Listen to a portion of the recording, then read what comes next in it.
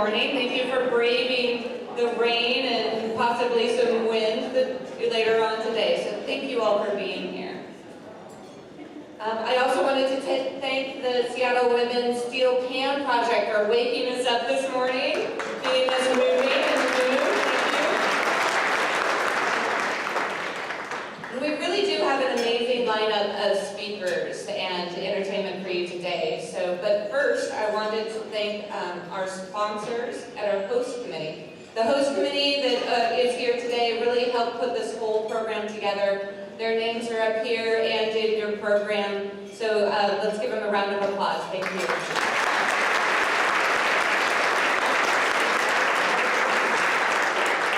I also really wanted to thank our sponsors for today, the Seattle International Foundation, the Every Woman Treaty, the Fred Smith Foundation, Gucci, Marty and Sherry Kostra, Mona Foundation, Sarah Rohde, Zoe Aldeker Ryan, Seattle Foundation, Short Dooley Family Foundation, Starbucks, Vital Voices, and the Washington Women's Foundation. And our in-kind sponsors, Fair Trade USA and Lane Powell. Thank you all.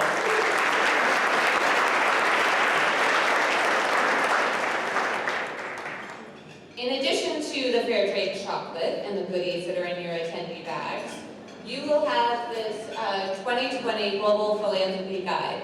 This is published in partnership with the Seattle Foundation and Global Washington every year. This is a piece that we use frequently in Global Washington. It has fantastic feature stories of Global Washington members and a member directory of all the Global Washington members that are nonprofits, for-profits, academic institutions, and foundations. The feature stories in here highlight 9 nonprofits that are here today. There are featured NGOs, and I'd like those of you to stand now that are here from the NGOs.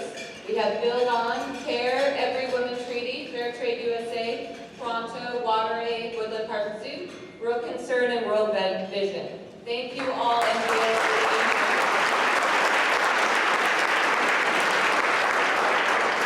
I encourage you to read the profiles and seek out these NGOs. There's displays here, and they're here throughout the morning. Thank you so much. I also really wanted to thank the Seattle Foundation for being a partner on this philanthropy guide and in general. Global Washington is co-located with the Seattle Foundation, and we share the mission of supporting philanthropy in our region. Special thanks to Fidelma McGinn and Michelle Fricks, who are here today. Many of you know that Michelle Fricks and Paula Clapp are actually the inspiration behind this breakfast. This started in 2010 with the Seattle International Foundation. And just last year, Global Washington took on this tradition and will be continuing this tradition every year. We had so many people come up to us, and Michelle will attest to this, to say, when is that breakfast going to happen again? So we do hope that this is a bright light in your fall and rainy time, and we'll continue this tradition. In addition to the breakfast, Global Washington has started a leadership group of women of the world. So these amazing individuals, there's about 20 women right now, have been meeting over the past several months, and just to get to know each other. This is a learning circle. It's not a giving circle, but it's like-minded philanthropists that come together that care about global issues. And a little while back, their group got together and said, well, we're not going to just gather and talk. We're not going to be a book club. We're actually going to do something. So we spent several months trying to figure out what we should be doing. And we are going to continue this tradition and learn about global issues. But next year, the group decided that we're going to do a deep dive into one issue and really understand it and figure out if there's some collective action that this group could do together to take some thought leadership on an issue. So today is actually the launch of that. The group decided that we're going to look at ending violence against women globally.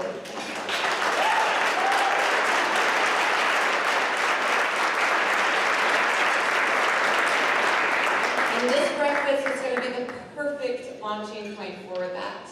You'll hear from our speakers and others here, and hopefully you'll all be as excited to get engaged as well.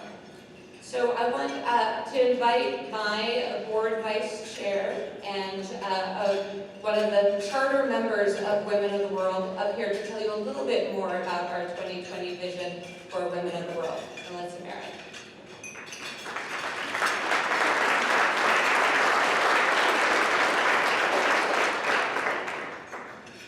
Well, good morning, everybody. I see a lot of both familiar and new faces, so thank you for joining us. And I'm hoping that you're benefiting from the caffeine and steel hand drum adrenaline rush, so you can get through your day. As Kristen said, you know, this group, we really had a lot of enthusiasm expressed from this breakfast for doing something more, and so that's why this group came together and decided not only to meet as a group, start a networking group, but also to be able to learn together and potentially take some collective action in the coming year on this topic. So we're really excited to kick that off. And speaking of taking action, I think it's my honor to introduce Dr. Isha Simon to come up on stage, who will be introducing our keynote. I'm going to tell them a little bit about you. Please come up so they can see who you are. It's just such an impressive background. Dr. Simon is the Chief Learning Officer of Axion and also a board member of the Every Woman Treaty. She's a leader here in our Seattle community and has traveled the world to support the education and medical needs of children. Prior to Axion, Dr. Simon focused on medical humanitarian relief, which took her to Bosnia, the Middle East, Central America, and West Africa, and Southeast Asia. Dr. Simon was a founding member of the humanitarian relief organization Doctors Worldwide, and she is an active member of Physicians for Social Responsibility and Physicians for Human Rights. Went to the University of Washington here, and then went on for a master's in public health at Harvard and a MD from the Medical College of Virginia. Last year, here you are, come on over. Aisha was awarded the Ernst & Young Entrepreneur of the Year Award, say that 3 times fast. And it's such an honor to have you here, so I'd like to turn this over to you to tell us a little bit about your journey and also to introduce our keynote.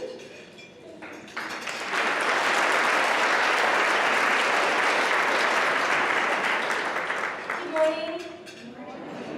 I'm so honored to join you here at the Women of the World Breakfast.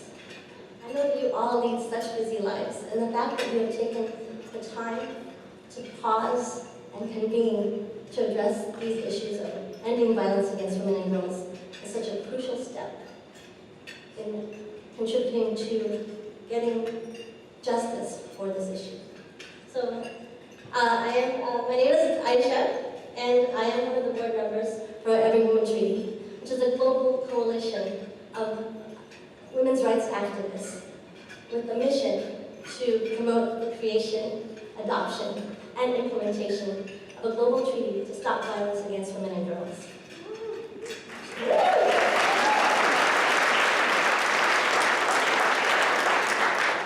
So the story of how I came to this work begins in 1997. As a young, enthusiastic, eager medical student, I traveled to Bosnia with the somewhat naive hope of seeing if I could do something of good. It's there that I met a woman named Sarah. Sarah was cowered in a darkened corner of the room, on the ground, arms hugging her knees, and eyes looking away. And at that time, Sarah shared her story with me of the day the soldiers came to her village.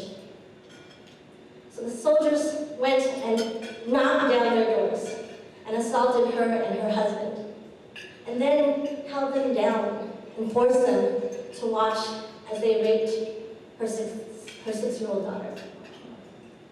Without skipping a beat, the soldiers turned their attention then to Sarah and raped her. not once, but many, many more times. She paused. And Sarah's eyes turned, and it felt as though it was piercing me. And she said, "Where were you? Where have you been?" So many of the people who attacked us were our neighbors and even our friends. We felt like we had no one we knew who we could trust, and we were alone in our secrets and our shame. Where were you? So those words poked me like barbed wire. Right? Where were you? How did I want to show up? So Bosnia was one of the many, many wars where systematic rape was used as a weapon of political violence. 20 to 50,000 women survivors suffered from that genocidal rape. Rape was used to dehumanize and terrorize. Who would help these women get justice? Who would help these women and their communities to heal? So what could I do? What would be my response? So as a part of my response, I threw myself into anything and everything to try and just make a dent into this issue, right? Whether it's big or small. So as mentioned, I helped to start an organization, a humanitarian relief organization called Doctors Worldwide, which has operations in 13 countries today. As a medical resident in Washington, D.C., I worked with advocating for domestic violence survivors in the legal system.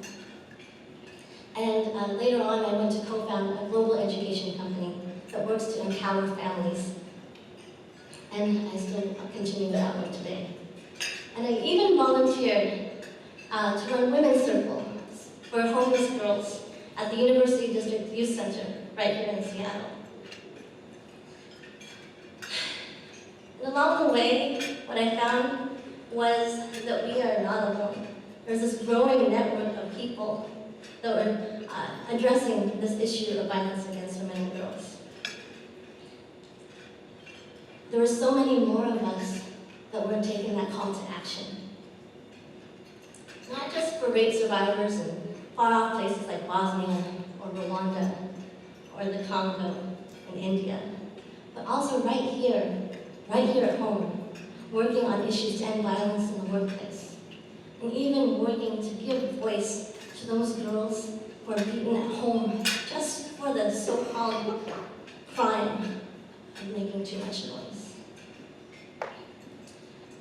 As you all know, this issue gets little attention, given the enormous scale of the problem. A staggering 1 out of every 3 women are survivors of sexual or domestic violence. 1 out of every 3. Who here has either been a survivor or knows someone who has been affected in this way? As you look around, you realize, again, it has impacted so many of us. Right? Even sometimes when we don't realize it. Right? This violence against women and girls touches everyone in society. And it breaks down generation after generation of individuals, families, and communities. And that's at the root of so many global crises. You know, things from extreme poverty and low infant mortality to violent crimes to even perpetuating discrimination and injustice. One could actually easily argue that violence against women and girls is the #1 public health threat to humanity today.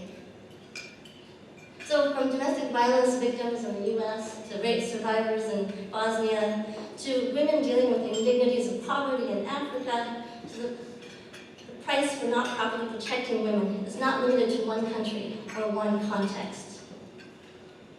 As a global community, we face a choice. We can choose to keep spending a disproportionate amount of time and resources on reactively responding to helping our women and girls over and over again. Or, alternatively, we can proactively choose to support this effort to put proper legislation, education, training, support, and funding in place to prevent these tragedies from happening ever again. They say an ounce of prevention is better than a pound of cure. But in the case of ending violence against women and girls, that ounce of prevention is equivalent to a mountain of cure.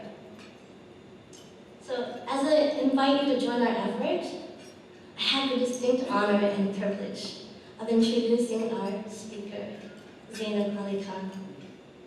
A remarkable women's rights activist, Zainab is a daughter of a diplomat who learned very early on the importance of education, and maybe even more so, the importance of advocating for opportunities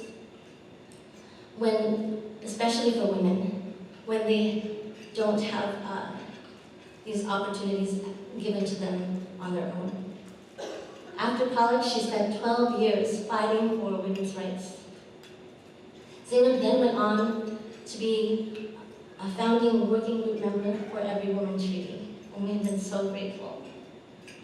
She has spoken in Pakistan and internationally about women's empowerment, and Zainab embodies the best strength, grit, and compassion in her activist work.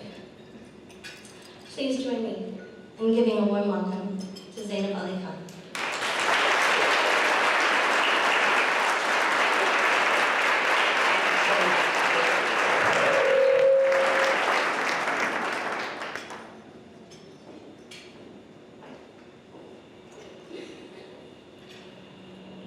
Good morning, ladies and gentlemen. It's an absolute honor for me to be here with you today. I was last in the United States 16 years ago when I was going to college at the University of Maine, a place that has played an integral role in the story of my life and my survival as a woman. If you were to ask me when my fight for survival began, I would tell you that it started in my mother's womb. My parents already had 2 children, a boy and a girl. So when my mother got pregnant with me, my dad tried to convince her to get an abortion. My mother, being a very stubborn woman, flatly refused. My life experiences would soon teach me that being a stubborn woman in Pakistan is an absolute necessity. Pakistani men and women live in the same country, but there is a world of a difference between their life experiences. My own was no different. I remember growing up, I would stifle my giggles while my brother's laughter would echo throughout the house. I prayed to become worthy enough for a man, while my brother prayed for an Ivy League education. I hid every part of my body that would arouse desire in a man, and my brother roamed around in shorts. These are the subtle inequalities that gave way to what happened next. My father was stationed in Bangladesh in the 1980s as a diplomat. It was a very normal weekend. It was just after sunset, and I was packed off with the embassy driver for a play date at my best friend's house. And since I was a fairly friendly child, I would often sit in the front seat with the driver, That's deemed as a sign of respect in South Asia for drivers. And since I knew the way to my friend's house, when the driver took a wrong turn, my stomach sank. And sure enough, he drove into a dead-end road. He closed off the ignition. He locked the car doors.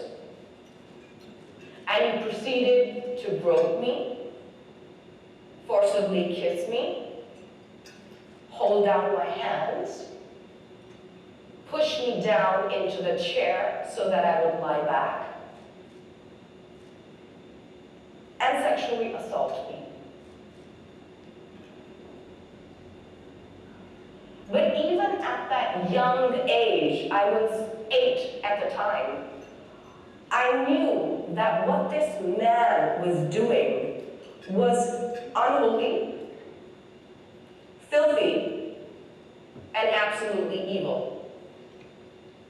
And I also knew that if I wanted to survive this experience, I would have to fight with every ounce of energy in my body. And that is exactly what I did. I screamed, I punched, I slapped, I shouted. And he eventually stopped. I was driven to my best friend's playdate in utter silence. I slid into the back seat and I didn't say a word of what had happened once I got to my best friend's house. I didn't breathe a word of it to her.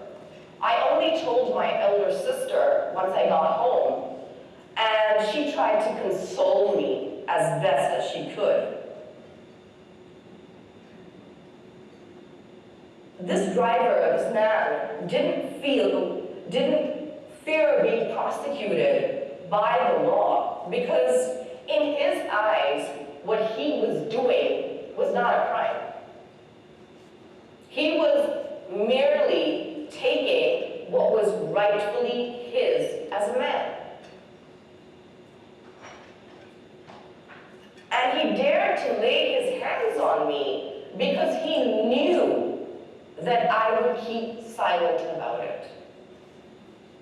Because there's such a social stigma attached to sexual violence in our countries and our cultures. And he was absolutely right. I didn't breathe a word of it to my father, and I didn't tell my elder brother either.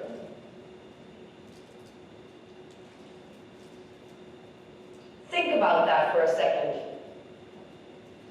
An 8-year-old girl who was sexually assaulted only thought to keep it under wraps to save the honor of the men in her family.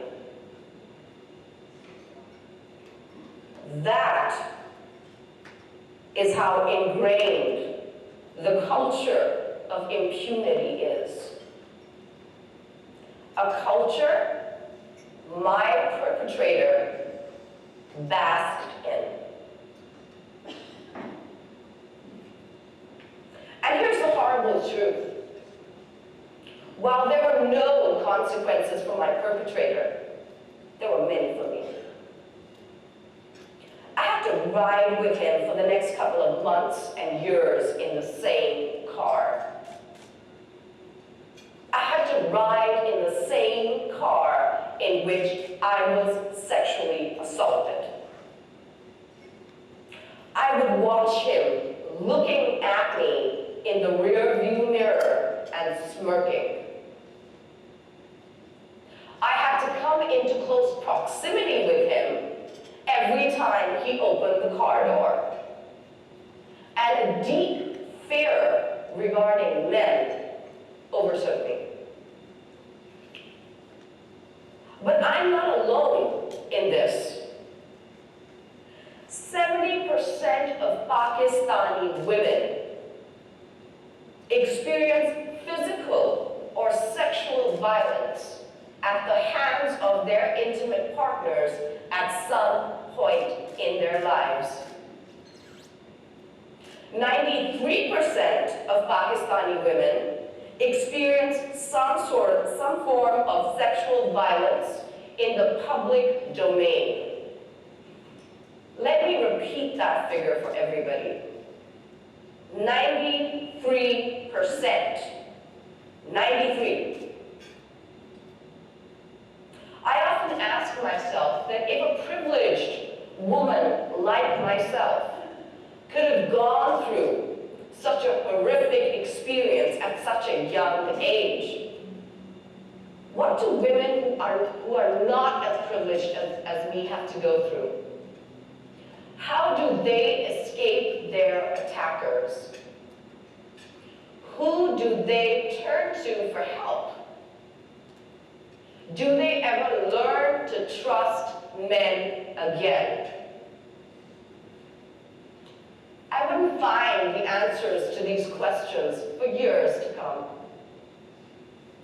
For a very long time, I thought that, to be a good Pakistani girl, all I needed to do was to finish high school, hold a decent conversation at a sit-down diplomatic dinner, and find a suitable boy with the right pedigree, education, and bank balance. But all this changed when my father was stationed in Romania, and I was packed off to the American International School. And for the first time, I was going to a co-education school. And I had male teachers, very supportive male teachers. And I found myself making friends with boys.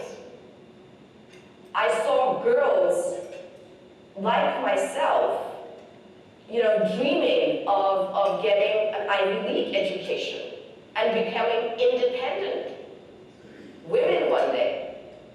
And just coming into contact with those amazing male teachers and, of course, female teachers and boys whom I befriended in high school really helped me overcome the fear that I had developed of men.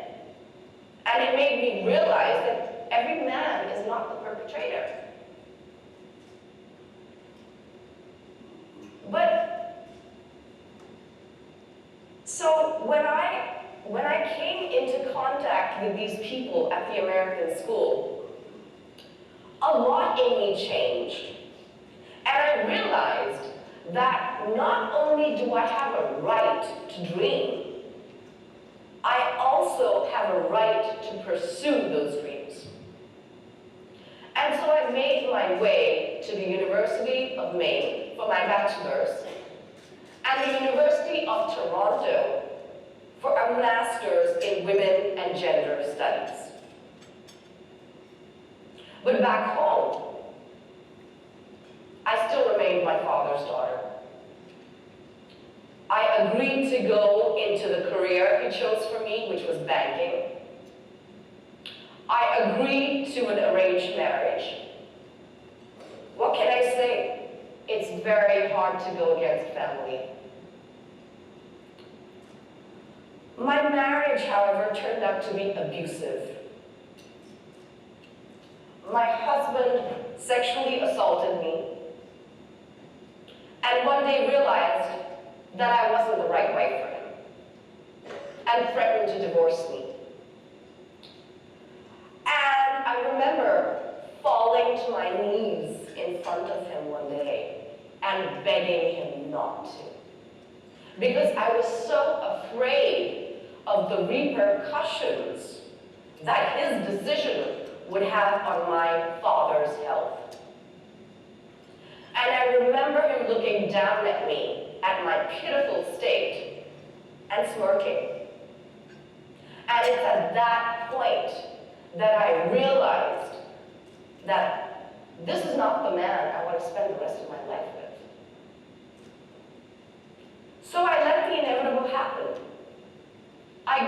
divorced. And here's the crazy, beautiful part. The divorce was absolutely liberating. My life had just begun. I was going to call the shots now. I was done appeasing my family. I was done letting them make the most integral decisions in my life. So what I did was, I even went in for a career change. I traded the marbled floors and air-conditioned rooms of the banking sector with a dusty, hot room in the development sector. All I knew was I wanted to work on women's rights, and nobody was going to stand in my way. It's at one of these jobs that I met Rhina, who was attacked with acid at the age of 15. She had been left partially blind, her face and neck burnt. Unlike many Pakistani women, she chose to press charges. Her father, who was an electrician, had to quit his job to help her pursue her legal battle. And even though she got threats from her perpetrator, she refused to take the case back. I met Bushra, who was first attacked at the age of 15, and then again at the age of 19, by the same man. She was left blind in one eye. I also met Amina, a 26-year-old woman who had been attacked with acid by her very own husband. She had been left completely blind. I remember during my research, an acid attack survivor confiding in me that the worst part of her ordeal was not the permanent disfigurement that she had been left with, or the health issues that she had been saddled with for the rest of her life, but the fact that her children were too afraid to go near her now because of her disfigurement.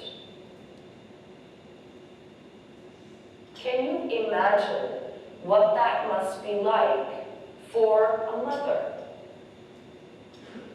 To have your children right in front of your eyes, but not be able to hold them?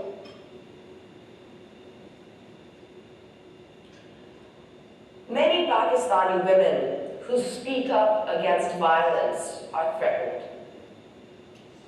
I was no exception. During my time at the development sector, I was hacked, tracked, stalked, terrorized.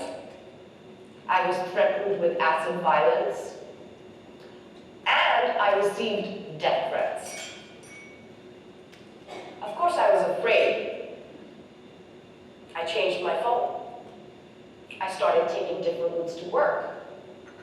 I contacted law enforcement agencies. But giving in, even to death threats, was not an option for me. It is an absolute privilege to work for women who have the courage and tenacity to speak about the unspeakable violence that they have endured. Women who bid farewell to family and community face a life of uncertainty and terror for breaking the silence. The world is rife with brave women. Christine Blasey Ford. Yeah? Thank you, yes, exactly. A professor here in the United States who went public about her sexual assault at the hands of Judge Brett Kavanaugh. Nadia Murad, an Iraqi Yazidi woman who was captured by ISIS to become a sexual slave. Today, she's dragging ISIS to the International Criminal Court of Justice.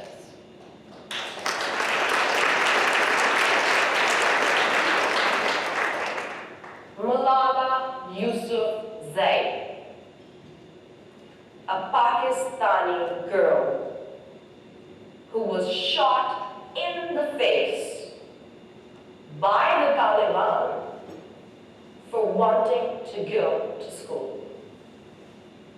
Today, she's an icon for girls' education all over the world. All these women have broken the silence. The question is, what are we going to do about it? There has never been a better time in history to advocate for the end of violence against women and girls. There has been unprecedented momentum all over the world. The outrage in Delhi in 2012 after the gang rape of India's daughter, the Bring Back Our Girls movement in Nigeria,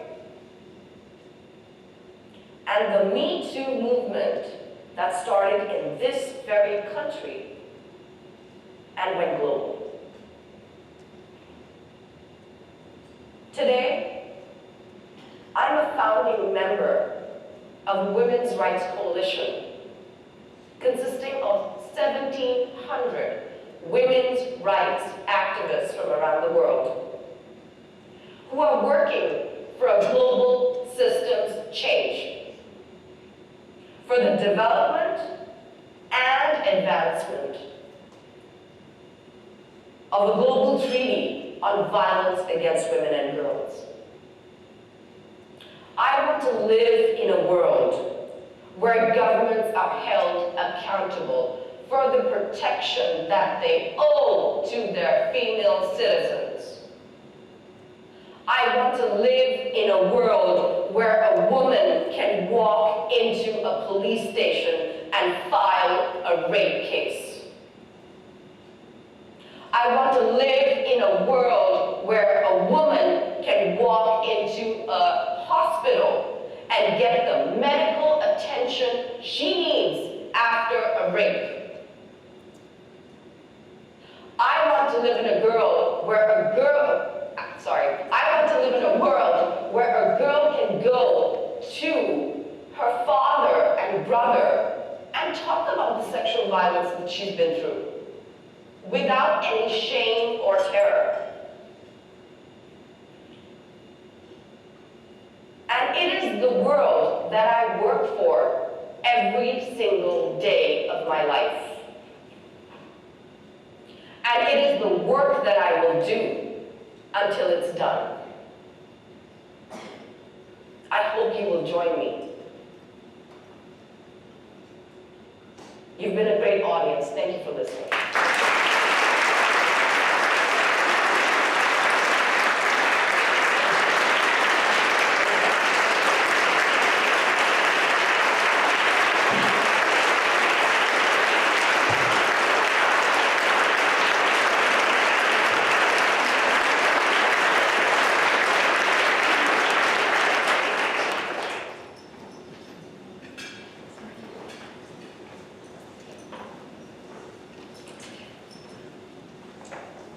Thank you so much, Zainab. Who else wants to live in a world like that? Yeah. You have the commitment and the unity of 300 fabulous women and some great men here as well, Zainab. So we're committed to this. Thank you for sharing your powerful personal story. Thank you for speaking about the unspeakable, and we will join you and continue in this work together. So good morning, everyone. It's great to see so many familiar faces and also some new faces. This is, I think, my 8th time attending the Women of the World Breakfast. It's been a wonderful tradition in my social calendar and the work that we do, that I do at Seattle Foundation. My name is Fidelma McGinn, and I have the pleasure of being part of the team, several who are here today, working at Seattle Foundation, and really advancing the work that we try and do to ignite powerful and rewarding philanthropy, to really ensure that our communities are more vibrant and richer for all. We're delighted to be partners with Global Washington. As Kristen said, we share office space on the 19th floor of Westlake Tower, and her mighty crew of colleagues have been working on preparing for this breakfast for many weeks now, and the hum of activity this past week was palpable across the corridors. So really great credit, and a round of applause please for Kristen and her team.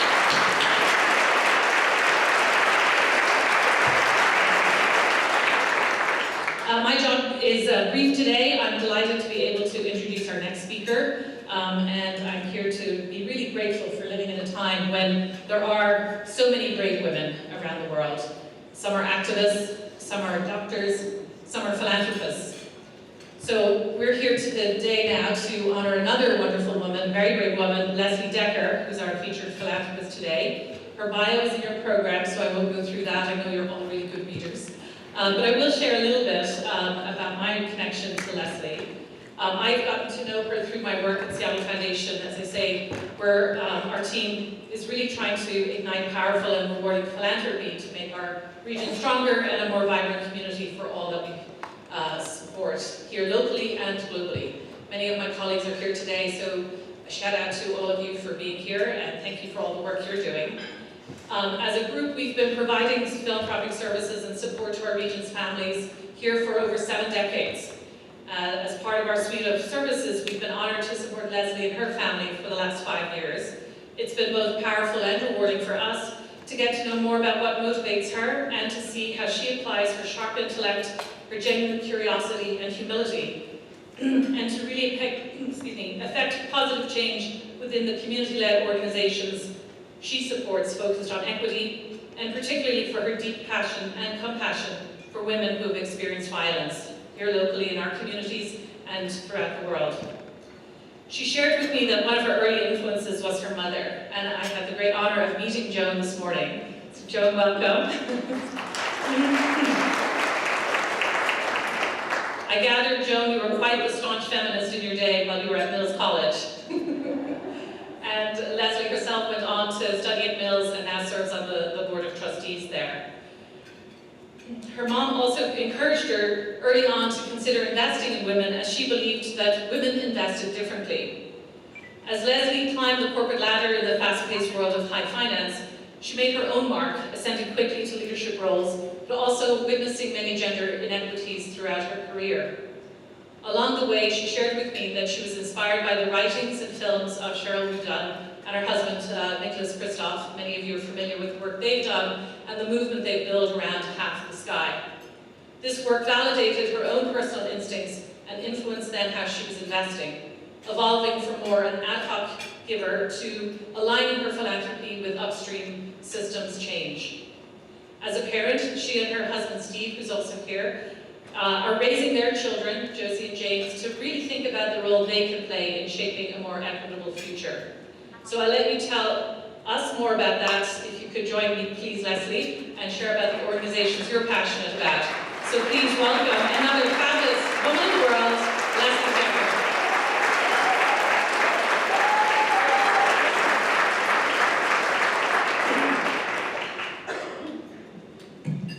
Thank you, Fidelma. That was really, that was lovely. Thank you. And Zainab, what an honor for you to be here and your willingness to share. I've really enjoyed getting to know you. This is really, that was a wonderful an inspirational speech for all of us. I want to thank Global Washington and Women of the World for asking me to speak today about my journey and along my journey of philanthropy, in particular to fund efforts to reduce violence against women. I was going to begin by introducing my mother, but you've already heard about her a little bit. She did raise me to question the status quo. From a young age, it was she told me, why would you want to play nurse when you could play doctor? And was a strong role model for equality. I remember at the age of 13, I'm dating myself a little bit here, but I remember being shocked that you couldn't get a credit card in your own name without my father signing for it. So not so long ago. And I also wanted a little shout out to Bill and Paula Clapp.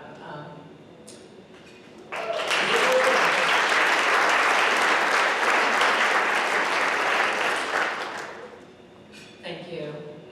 And many of you have attended previous Women of the World breakfast, have heard the story of Bill and Paula and how they learned about economic inequities and violence facing women in Central America, especially. But as you and many of us look deeper, we found most of these issues happening locally and in our own backyards.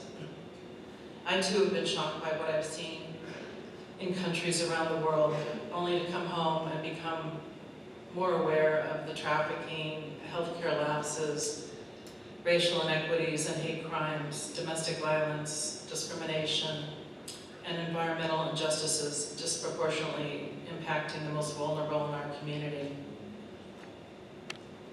Initially, I donated to shelters and programs to support these women and their families. And we know that educating girls and keeping them in school makes an incredible difference. And empowerment of women results in better economic outcomes as well as community engagement. But the violence continues, both here at home and around the world. So how could I really help and make an impact? As I've been listening to women and learning from many different organizations, I've come to see that there's a ceiling, that education and empowerment will have more impact if we also address the violence against women. I want to share with you 4 of the organizations that have influenced my views and talk about the larger relationship between violence against women and economic prosperity. Through Vital Voices Global Leadership, which is a new member of Global Washington, I learned about women throughout the world who have made incredible changes to their communities and their countries. Vital Voices helps to take their work to the next level through fellowships, training, and amplifying their cause. Whether it's business, training police to recognize gender-based violence, or creating a school for victims of trafficking. One of these women in particular, you'll see her photo in just a minute, Sunita Krishnan. I met her 5 years ago when she came to Seattle through Vital Voices. She was gang raped as a young woman and made it her life's work to provide a refuge for thousands of survivors, running both a shelter with job training and a compound for children with a school and a community center. There she is on the far left. She works tirelessly with the government of India and speaks around the world in her quest to end sexual assaults. And last year, I was able to visit her in Hyderabad, where I witnessed both the shelter for recently arrived survivors, where they learned different job skills, as well as the compound for girls aged 3 to 18. I joined some of the girls in a class and tried hard to share their enthusiasm, while knowing that every girl was a survivor, even the 3.5-year-old. Sunita is strong and successful, but she often feels isolated, using the Vital Voice Network when her security is threatened or she needs to bounce ideas off others.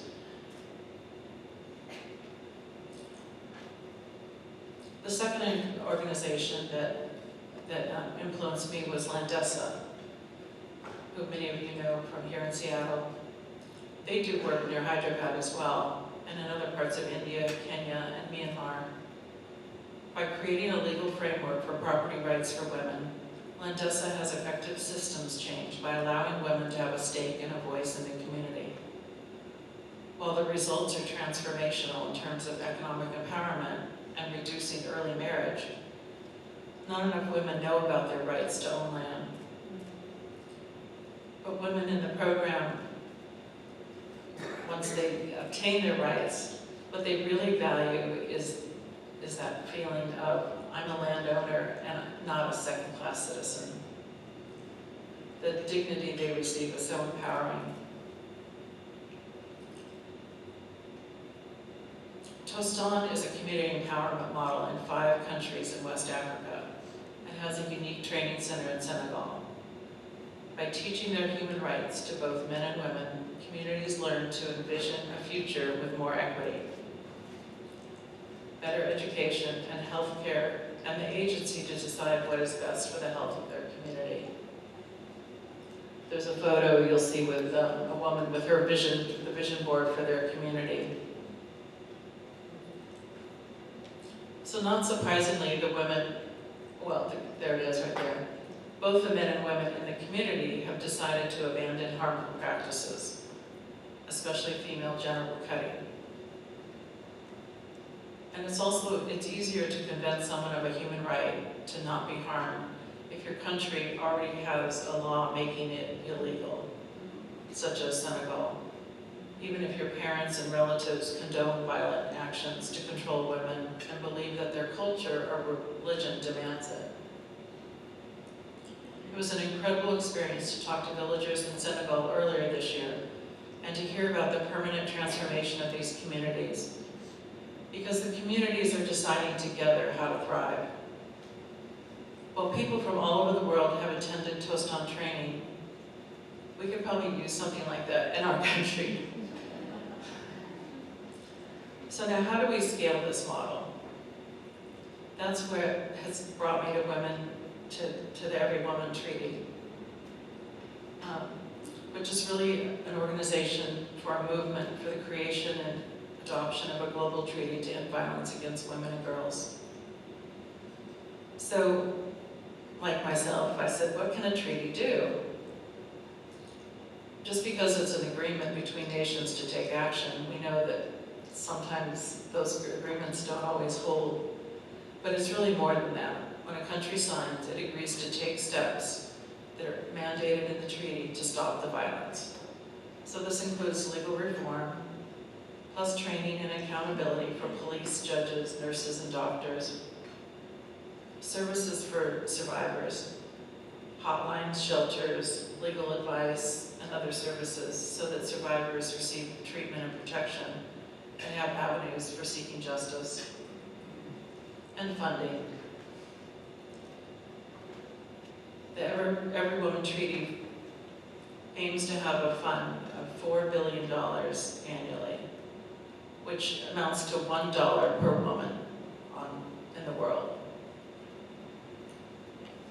Remember the $1. Currently, initiatives to end violence against women are woefully underfunded, despite what we know. We know that 1 in 3 women has survived sexual assault or domestic violence. Those are the reported cases. 58% of women killed each year are murdered by a partner or family member. 700 million women alive today were child brides, and every day another 13,000 are married as children. We know nearly 80% of all trafficking victims are women and children, and 1 billion women lack legal protection against domestic sexual violence. That's 1 billion. So how many women experience violence? Aisha touched on this a bit. If you look at the data, that means half the women in this room. Either some violence or harm, including things that aren't always counted, like FGM, child marriage, and the treatment of widows in many countries. So we're talking about half the women in the world, so more than a quarter of the population in the world. The other thing, as Aisha touched on, is we know that violence has devastating health consequences for women. The outcomes are terrible. You called it our major public health crisis. And here's a few more data points just to put it in perspective. So if you've experienced violence, you're 2.5 times more likely to be diagnosed with cervical cancer, 55% more likely to be HIV positive. Mothers are twice as likely to have a low birth weight baby, and 3 times more likely to have a depressive disorder, anxiety, and 7 times more likely to experience post-traumatic stress syndrome. As Valentine Monnier says, rape is a time bomb. The memory does not fade. It becomes a ghost, and it follows you. It changes you insidiously. And not only women, but their children are affected too. The mental and physical health effects of violence have been shown to be intergenerational, with children of mothers who experience violence having poor physical health and a greater number of behavioral problems. This is the children. We know that trauma causes so many problems. Not only the erosion of your dignity, it lessens your self-respect and impacts your ability to work and thrive. Families pay the price, and so do communities. Violence against women is associated with higher alcohol and drug abuse. As we said, it affects children's learning, and it taxes our schools, our healthcare, and our judicial systems. So why does it matter at scale? Yes, it's tragic and wrong, but why do we want 25% of our population to be suffering poor health, emotional suffering, and unable to work, to parent fully, or to fulfill their potential? Not to mention the costs. It's estimated that violence against women costs the global economy $8 trillion a year. So that's $2,000 per woman.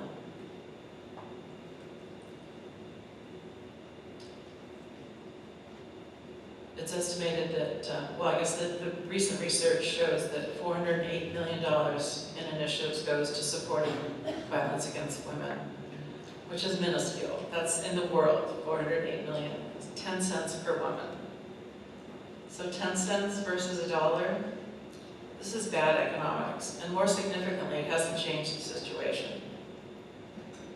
So how do we solve for beyond an emergency response? How do we allow the impacts of empowerment and education to be more fully realized? What is the 3.0 version for solving this, or investing intentionally in systemic change? I've long advocated for being intentional with our money, and I look at investments in women along a continuum, kind of from donations to how and where I spend my money, to angel investing, to impact investing. Could we look at gender-based violence as a market risk affecting all geographies, sectors, and industries? Or similar to the climate crisis, what if gender-based violence were seen as a material risk in finance? And the global finance systems were being asked hard questions about the prevalence of gender-based violence in companies, countries, and those sectors. Could we spur entrepreneurs to solve for risk of gender-based violence in value chains or certain industries? Or shift banking processes to allow for domestic violence? When the National Bank of Australia gave hardship extensions on loan repayments and appropriate links to services to victims of domestic violence, they saved 70 million Australian dollars the first year and 200 million Australian the second year, partly because of lower defaults. The former banker in me sees this as a win-win, no-brainer. So what should we do? We have the knowledge of the impact of violence against women. We have the understanding of how it's connected to peace and prosperity. We have the money to invest. We have the voices. We just need the will. So while we're working out how to change the paradigm of financing to reduce gender-based violence, let's start with basic laws to make it unlawful, since countries with strong laws see a 15% lower rate of violence against women right out of the gate. And that means better outcomes for everyone and their communities. So my call to action today is to invest in women. Use a gender equity lens when you purchase or invest, and most urgently, let's invest deeper into systemic solutions which will benefit everyone and help restore our humanity. We can do better than 10 cents per woman. Our world depends on it. So I'd like to invite you today to join thousands of other people in calling for a treaty to end violence against women by signing the form on your table. We are seeking 1 million signatures calling on nations to adopt a global treaty and prioritize ending violence against women. It's actually in your bag. It looks like this.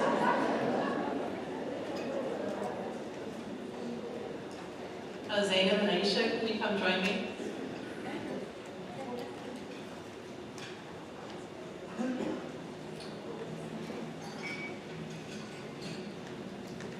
So Zainab is going to join me and read a summary of the treaty.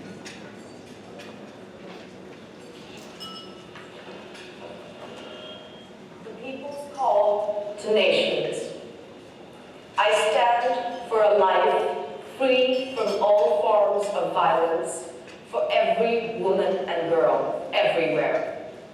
I hereby join the call for a global treaty to eradicate violence against women and girls.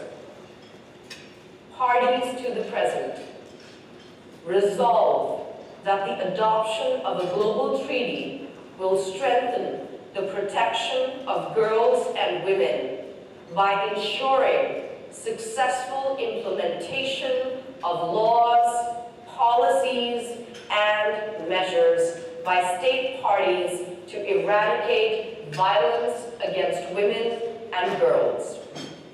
Article 1.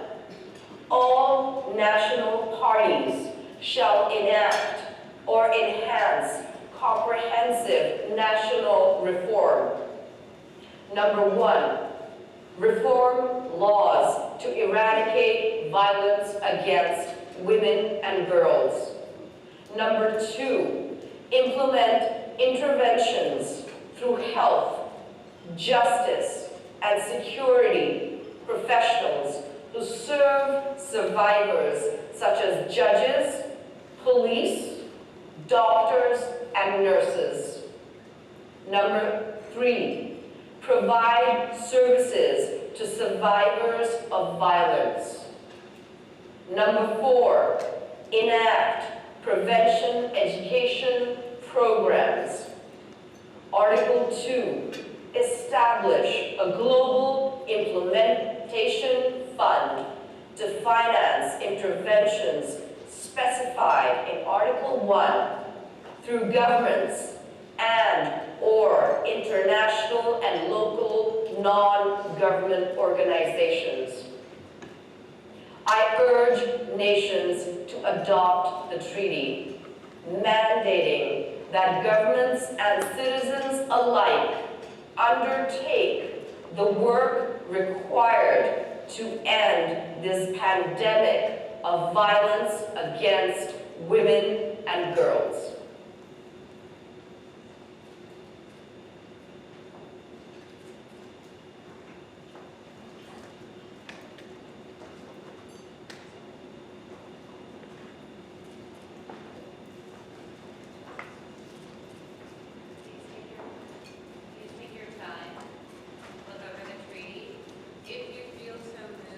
Please stand with the signed treaty.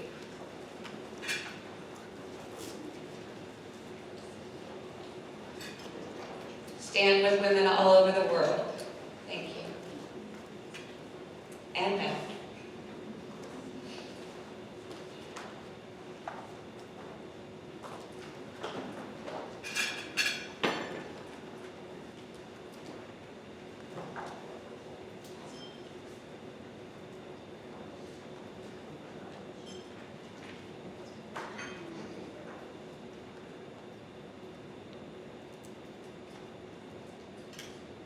Thank you all.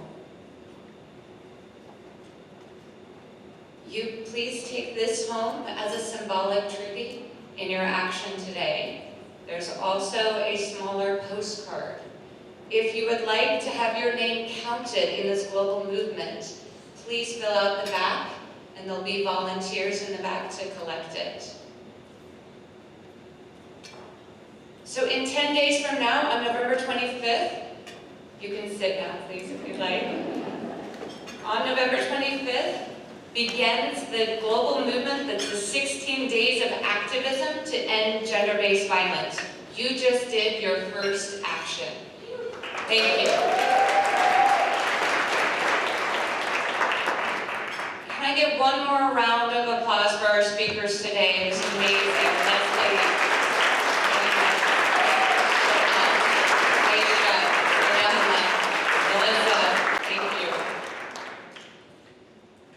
This has been a very special breakfast. We will be continuing this breakfast every year. Again, this is not a fundraiser. This is a way for you to come, learn about issues, and do an action that you feel that you can contribute to more of a global movement. And as many of the speakers said today, these issues are around the world and in our neighborhood here today. I know this has been heavy issues, but I do hope that this also gives you a sense of power, a sense of activation. And as Melissa mentioned and I mentioned earlier, the women of the world in Global Washington are going to continue this movement. If you would like to join us, please let us know. We have a leadership group going. I know many of you are on boards or involved in nonprofits. We hope that you can all come together and provide learning and resources and peer support for a year of activism to end violence against women. So, with that, I hope you have a wonderful day. It actually looks like the rain has let up. If you are staying for the Global Washington Conference, I think some of you are, please continue to go down the stairs where the registration was, and there'll be people to direct you up to the 3rd floor. And again, please fill out the card to have your name counted in this global movement. Thank you all again, and have a wonderful day. Thank you.